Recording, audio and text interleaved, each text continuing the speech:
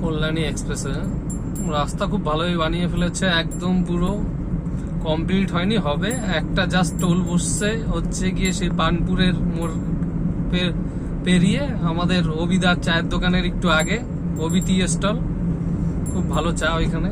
আমরা তো প্রচুর পুরনো কাস্টমার, কারণ কলকাতা আপ ডাউন করি, আর ওইখানেই আমরা একটু চা মা খাই।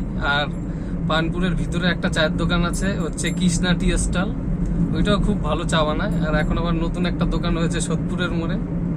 চা, আমরা চা প্রিয় মানুষ, গাড়ি নিয়ে যাই কলকাতা, চা না খেলে হয়। রাস্তাটা তো খুব সুন্দর বানিয়েছে, গাড়ি চালিয়েও খুব এখন কমফোর্টেবল। আগে একটা সময় রাস্তার যে কি অবস্থা ছিল, যারা এই রাস্তায় আসতো তারাই জানতো। সিঙ্গেল রোড, সেই ভাঙাচুরো রাস্তা, বর্ষার দিনে সেই ভারতের ম্যাপের মতো গর্ত গর্ত হয়ে যাওয়া, একদম পুরো এদিক ওদিক সে নালা, লোকের হচ্ছে গাড়ির এক্সেল ভেঙে যেত, এই হতো ওই হতো। এখন রাস্তা খুব সুন্দর রাস্তা বানিয়েছে, থ্যাঙ্কস টু গভর্নমেন্ট। গাড়ি চালিয়েও খুব সুন্দর সুন্দর সুন্দর ফ্লাইওভার গুলো বানিয়েছে, ইনকমপ্লিট, জাস্ট হচ্ছে ভালো করেছে।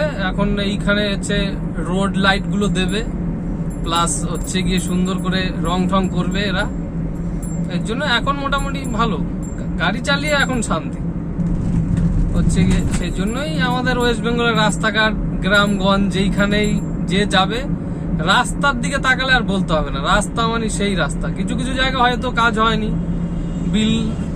বিল পাস হয়নি বা কিছু, কিন্তু হচ্ছে রাস্তা হবে, একটু সময় নিয়ে হচ্ছে, তাই না? রাস্তা তো হবেই, আজ হোক এক বছর পর। এই রাস্তায় তো কতদিন ছিল এরকম জমি নিয়ে পড়ে, তাও তো হয়েছে, তাই না?